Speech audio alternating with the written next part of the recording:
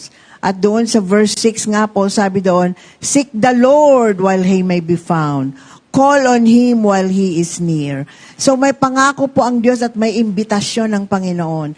Those of you who are tired, those of you who are lost, those of you who are weary, those of you who are struggling, those of you who are in the depths of misery and problems, those of you who are burdened by all the circumstances in your life, kayo na napapagal, nabibigatang lubha, kayo na may mga laban sa buhay na mabigat.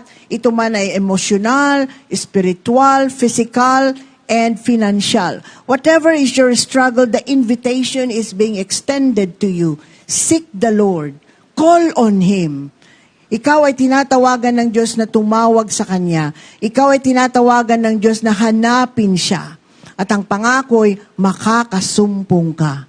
You will be able to find refuge in Him. So today, Isaiah chapter 55 verse 6 is both an invitation and a promise by God to all.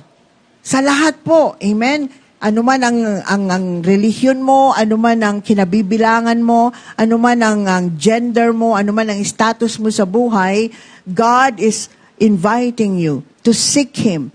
And the promise is that you will call Him and He is near you. He will answer you. So, this verse is very powerful.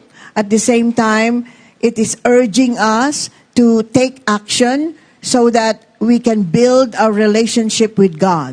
Sapagkat marahil in our lives, sa buhay po natin, sinubukan na natin lahat. Sinubukan na natin ang lahat, pero hindi tayo nagtagumpay. Kaya naman, sinasabi ng Diyos, subukan mo naman ako. Hanapin mo ako. Seek me while I may be found. Call on me, for I am near you. That is the promise of God. Isaiah chapter 55 verse 6.